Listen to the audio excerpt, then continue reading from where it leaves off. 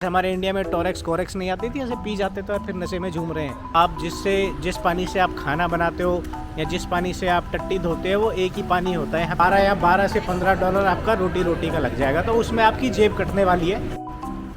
नमस्कार दोस्तों, स्वागत है ट्रैवल योगा के एक और ताज़ा तरीन एपिसोड में। तो भाई ये हमारा दूसरा एपिसोड है हमारी सीरीज़ का कि कहाँ से क्या ख़रीदें। कहाँ से क्या ख़रीदें का मतलब क्या है कि भाई अगर आप सिंगापुर में हैं तो आपको पता होना चाहिए कि आपको कौन सी चीज़ कौन सी दुकान से ख़रीदनी है। अगर आपको पता होगा तो ये लगा लो कि आप मतलब महीने के 300 से 400 डॉलर, महीने के 20,000 रुपये के आसपास आप हर महीने बचा लेंगे। तो ये वीडियो बहुत ज़रूरी है आपके लिए देखने के लिए। अगर आप महीने के 20,000 रुपये बचाना चाहते हो तो इस वीडियो को एंड तक देखें। मैं बताऊँगा आपको कि कहाँ से आपको क्या ख़रीदना है, कौन सी दुकान से क्या चीज़ ख़रीदनी है।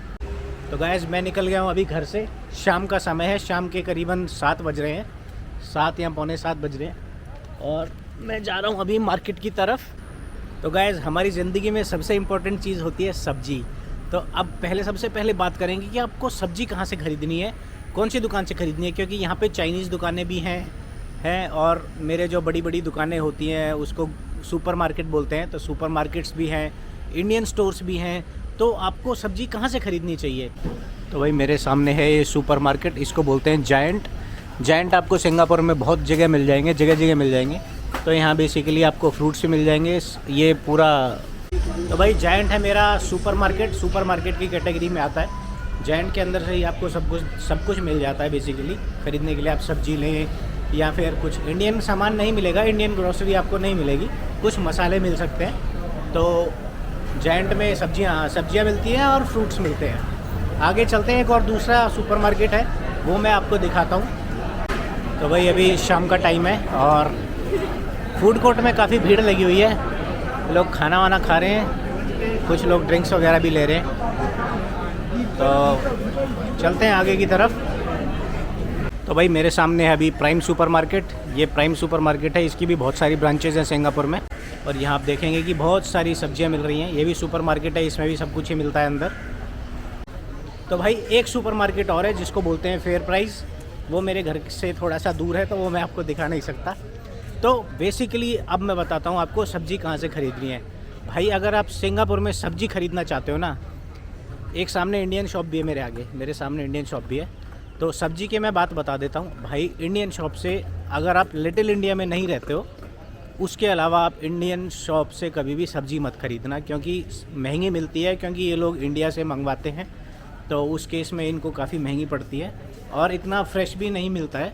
तो बेस्ट ये रहेगा कि आप लें सब्ज़ी जायंट से लें, सुपर मार्केट से लें। जायंट एक अच्छी चेन है यहाँ पे, फेयर प्राइस और प्राइम सुपर मार्केट और एक सेंगशियोंग करके भी आता है। आप यहीं से आप सब्जियां वगैरह ख़रीदें।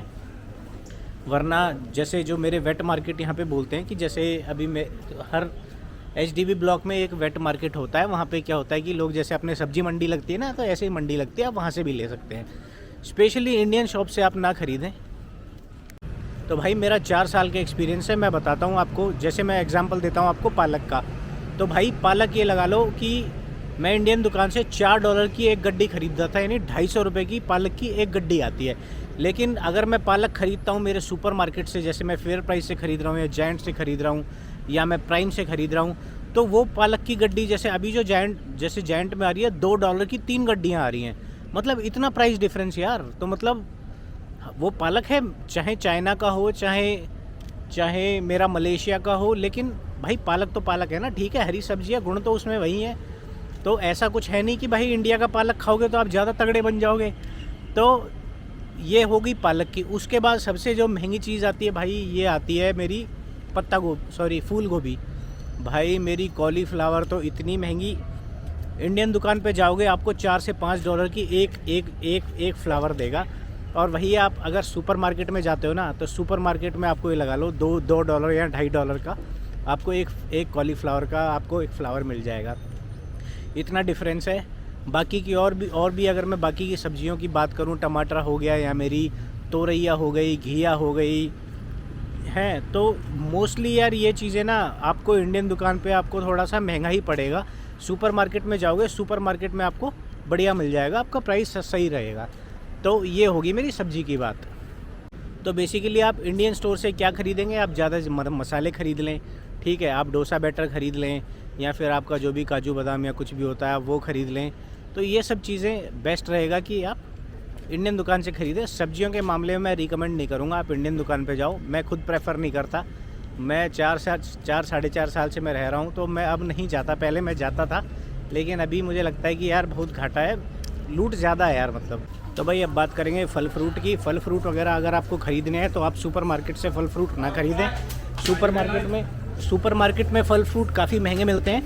जैसे हर HDB ब्लॉक के नीचे कुछ दुकानें होती हैं फल फ्रूटों की, तो आप वहाँ से ख़रीद सकते हैं। जैसे ये एक हमारे घर के HDB के पास में एक फल फ्रूट है, तो यहाँ पे आपको ये सस्ते मिल जाते हैं। जैसे अभी 50 सेंट का एक मेरा आम मिल रहा है, तो मतलब शाम के टाइम काफ़ी ऑफ़र चलते रहते हैं। तो जो मेरे फ्रूट्स वगैरह हैं वो मैं आपको यही रिकमेंड करूँगा कि आप सुपर मार्केट से फ्रूट्स कभी मत लेना। फ्रूट्स अगर आपको लेने हैं तो आप लोकल मार्केट से ही लें। तो कहने का मतलब है कि अगर आप डेली फ्रूट्स खाते हैं तो ये लगा लो अगर आप बाहर से लेंगे तो डेली का आप करीबन $2 बचा लेंगे। $2 बचा लेंगे तो आपका महीने का $60 यहीं बच जाएगा। तो आपका ये लगा लो कि $60 बच गया, तो ये लगा लो 3,500 रुपये तो आपके फ्रूट में बच गए। और सब्जियों की अगर बात करें तो सब्जियों में भी अगर आप डेली बचाते हो तो ये लगा लो कि 8-9 हज़ार या 10,000 रुपये तो आप सब्जी में बचा लेंगे। तो फ्रूट्स खरीदें हमेशा लोकल मार्केट से, जो है मेरे हाउसिंग बोर्ड के नीचे रहती है। उसके बाद में अगर सब्जियां खरीदें आप सुपर मार्केट से, ठीक है। ये कुछ फूड कोर्ट वगैरह सिस्टम होते हैं यहाँ पे हर HDB के नीचे। आगे चलते हैं। तो भाई ये है मेरे सामने श्री कृष्णा स्टोर, ये है इंडियन दुकान। तो मैंने आपको बताया पहले ही कि आपको क्या नहीं ख़रीदना, आप मिर्च मसाले वगैरह ये सब ले लें, लेकिन सब्ज़ी ना ख़रीदें आप बिल्कुल भी इंडियन मार्केट से। तो भाई अब बात करते हैं, साबुन हो गया, मेरे कुछ स्नैक्स हो गए, या फिर मेरे कुछ छोटे मोटे कोल्ड ड्रिंक हो गई, चीनी हो गई, ये सब कहाँ से ख़रीदें आप। तो मैं अभी आ गया हूँ, जैसे मेरे सामने अभी अगर आप देखेंगे तो ये एक है ABC दुकान। तो इसको ABC बोल लो या इसको आप वैल्यू डॉलर भी बोल सकते हैं। तो यहाँ पे आप कुछ भी चीज़ें देखेंगे ना, आप ये कुछ भी चीज़ें देखेंगे तो ये आपको एक $2 का ही माल मिल जाएगा यहाँ पे। चिप्स वगैरह ख़रीदने हैं, माइलो वगैरह, बिस्किट वगैरह, ठीक है। तेल भी ले सकते हैं अगर आपको पसंद आए, यूजुअली मलेशियन टाइप का तेल होते हैं। और उसके बाद में अगर मैं बात करता हूँ कि जैसे मेरे कुछ भी पैकेज आइटम, मेरे टिश्यू वगैरह हो गए, कोलगेट वगैरह हो गई, ब्रश हो गया, ठीक है, ये सारे आइटम मेरे जो क्लीनर वगैरह हो गए, टॉयलेट क्लीनर वगैरह हो गया, कपड़े धोने का लिक्विड हो गया, तो ये सब आप ख़रीदेंगे वैल्यू डॉलर दुकान से। फॉयल हो गई, तो ये सारे आइटम ख़रीदेंगे आप वैल्यू डॉलर से।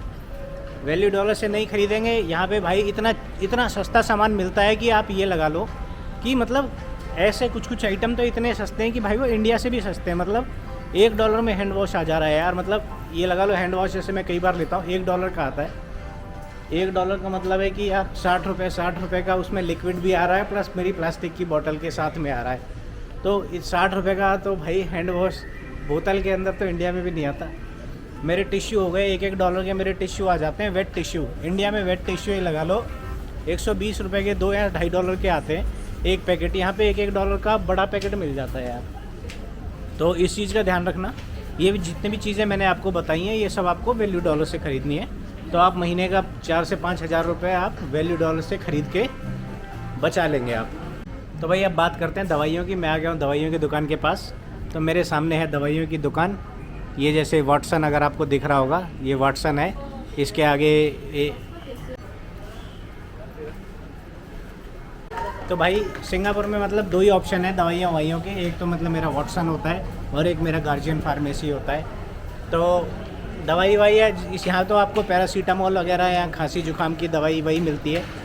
बाकी के ओवर द काउंटर का सिस्टम यहाँ पे इतना ऐसा है नहीं कि आपकी कोई भी दवाई आप किसी भी दुकान में जाओगे और ले लोगे। ऐसा मेडिकल स्टोर का सिस्टम यहाँ पे है नहीं। यहाँ पे बिना डॉक्टर के लिखे, बिना डॉक्टर के प्रिस्क्राइब करे आपको दवाई नहीं मिलेगी। पैरासीटामोल मिल जाएगी, सिट्राजीन मिल जाएगी, आपको इतना ही मिलेगा। तो इसका तो कोई ऑप्शन है नहीं। बट यूजुअली ये होता है कि मोस्टली जो एम्प्लॉयर्स मेरे होते हैं तो वो मेरे को इंश्योरेंस प्रोवाइड कराते हैं, तो डॉक्टर वगैरह सारे मतलब तो उसमें आपका फ्री हो जाता है, मतलब इसमें ऐसा कुछ सिस्टम है नहीं आपका। तो दवाइयों का कोई चॉइस ज़्यादा है नहीं, दवाइयों में आपका इतना कुछ बचेगा नहीं। पैरासीटामोल वगैरह वो सब आप इंडिया से भी ला सकते हैं, दवाई आप इंडिया से ले आओ अपने पर्सनल यूज़ के लिए, जो लानी है जितनी लानी है उसकी कोई दिक्कत नहीं है। एयरपोर्ट पे आपको कोई ऐसी दिक्कत नहीं होने वाली। तो यूजुअली मैं जब भी जाता हूँ तो ये लगा लो मैं 2-3 हज़ार रुपये की दवाई अपनी लेके आता हूँ और वो रख लेता हूँ। यहाँ पे आपको कफ सिरप भी नहीं मिलेगा, आपको खांसी हो गई तो कफ सिरप यहाँ पे बिल्कुल प्रोहिबिटेड है, क्योंकि जो स्टूडेंट वगैरह कुछ लोग होते हैं वो उसका मिसयूज़ करते हैं कि जैसे हमारे इंडिया में टोरेक्स कोरेक्स नहीं आती थी, ऐसे पी जाते थे और फिर नशे में झूम रहे हैं, तो वो सिस्टम है। तो दवाई जो भी लानी है आपको आप इंडिया से लेके आएँ, यहाँ पे आपको दवाई काफ़ी महंगी मिलेगी। पैरासीटामोल की अगर मैं बात करता हूँ तो 10 गोलियों का पत्ता आपको मिलेगा 500 से 600 रुपये का, तो फ़ायदा नहीं है दवाइयों में।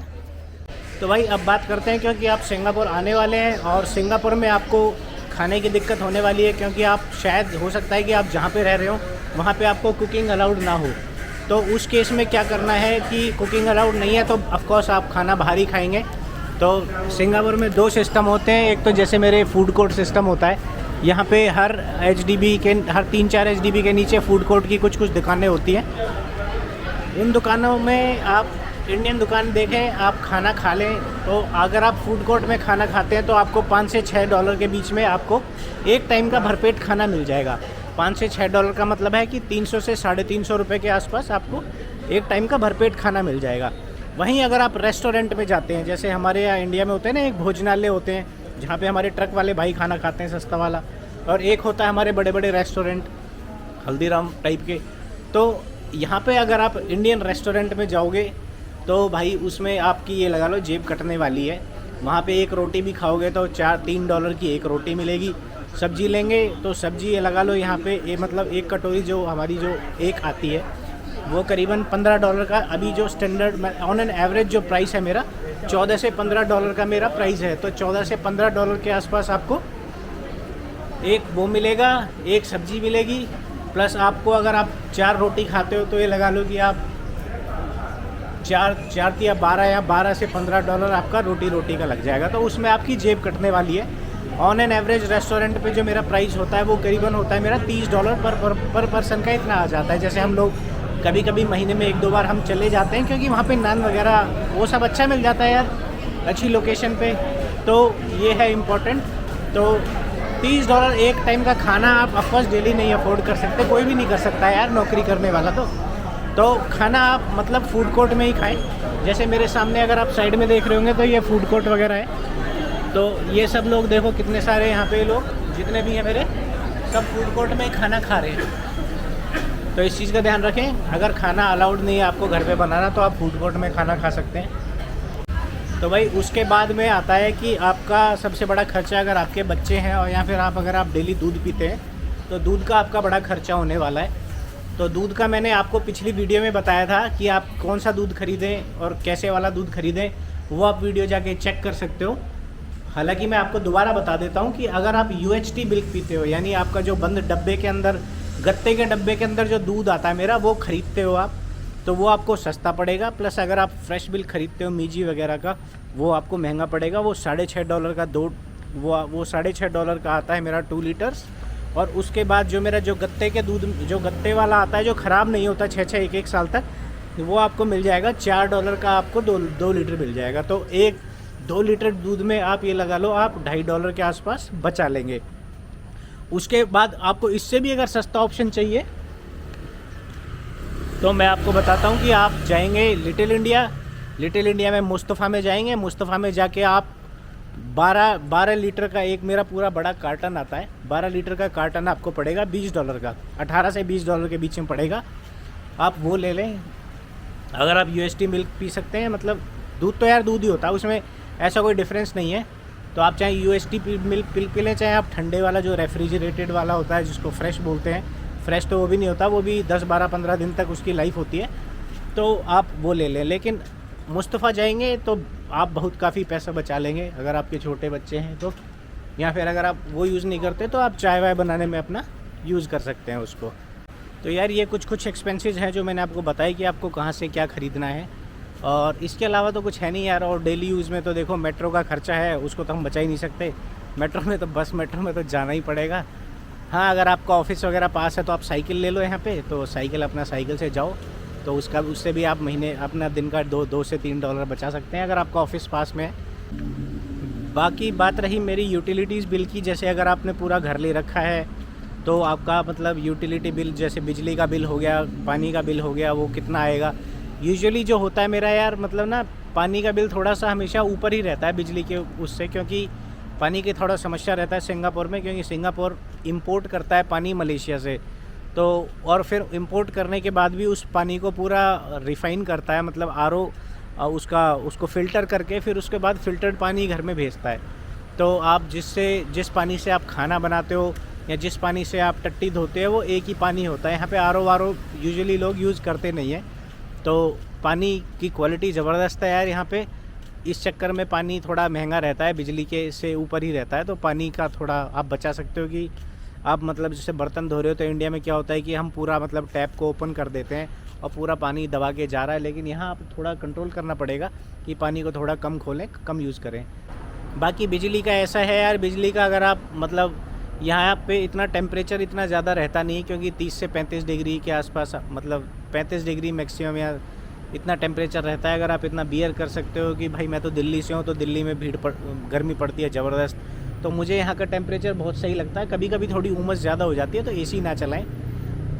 जिस दिन उमस ज़्यादा हो जाती है उस दिन एसी चला लें। बाकी का अगर आप फ़ैन में भी करते हैं तो फ़ैन में भी थोड़ी थोड़ी ठंड लगती है रात के टाइम में, तो आप एसी का थोड़ा लिमिटेड यूज़ कर सकते हैं, थोड़ा सा पानी का लिमिटेड यूज़ कर सकते हैं। तो वहाँ से भी आप करीबन 3 से 4 हज़ार रुपये महीने का आप यूटिलिटी बिल में बचा ले जाएंगे।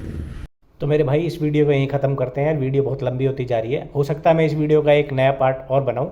तो इस वीडियो को यार यहीं ख़त्म करते हैं। वीडियो अगर अच्छी लगी हो तो भाई वीडियो को लाइक ज़रूर करें यार। वीडियो को लाइक करने से क्या होता है कि मेरी जो वीडियो है वो और लोगों तक भी पहुंचती है, ताकि ज़्यादा से ज़्यादा अच्छी इन्फॉर्मेशन और लोगों को भी पहुंचे।